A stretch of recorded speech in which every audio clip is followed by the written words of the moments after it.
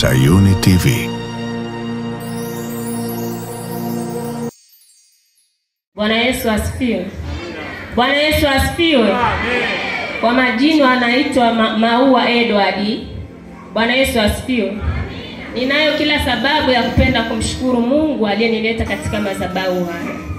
Ushuhuda wangu wa kwanza, napenda kumshukuru Mungu kwa kumwepusha mume wangu na roho ya kichaa. Bwana Yesu asifiwe. Ilikuwa sio rahisi. Ilikuwa Jumanne ya wiki iliyopita. Alikuja nyumbani mida saa 5. Nilikuwa nimekaa nje. Huwa nina tabia saa 4 usiku nakaaga nje na Biblia nasoma. Bwana Yesu asifiwe. Nikapigiwa simu na rafiki yake. Akaniambia, umeona mume wako amefika huko? Nikasema hapana, hajafika, ila yupo njiani, atafika kwa uwezo wa Mungu.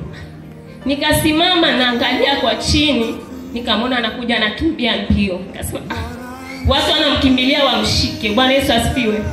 Nikasema huyu atakuwa anakuja, huyu itakuwa ni Baba Miri, acha nimwangalie vizuri. Nikaangalia anakuja mbio, hana viatu wala hana t-shirt. Nikasema Mungu, kuna nini? Akafika akakaa kwa chini ambapo sisi tumepanga kwenye mlango. Hakuwa anaongea, kama vile mwewe amechanganyikiwa.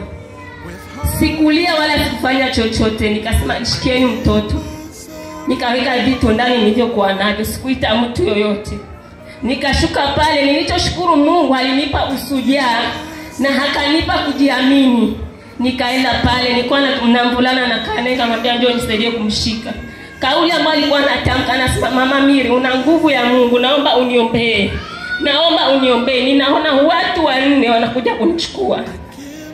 Wanaume 3 na mama mmoja ni mzee.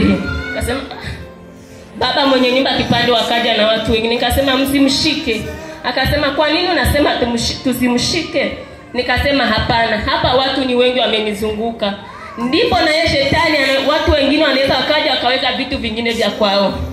Nikasema baba, akasema basi hamna shida. Nikaomba hapo nje, watu wamejaa ule usiku wa saa 5. Nikaomba.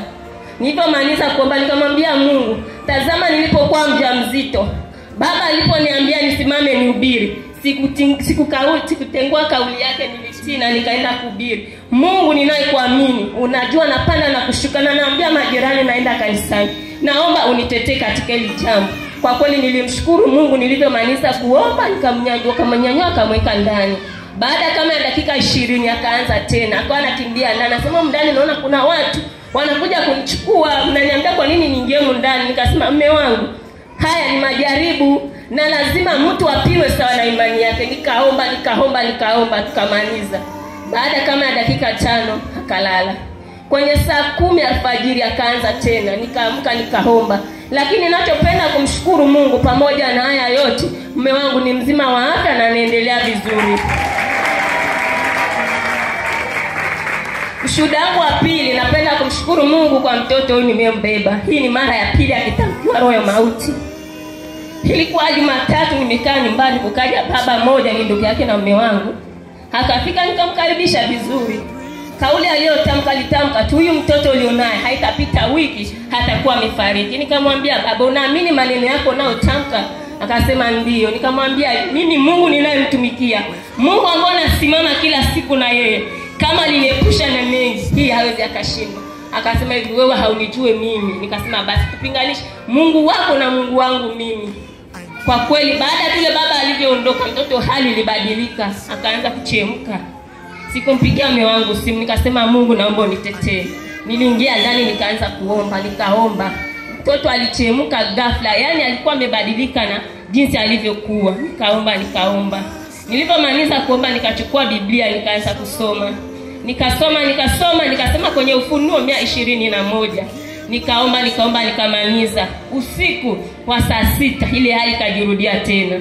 Nikaamka nikaomba, Mama Miri, omba, mtoto anaendelea vibaya sana. Nikasema usijali, Mungu yupo. Haya ni mapito. Mungu anadhibitisha tu, anaangalia imani yangu ikoje.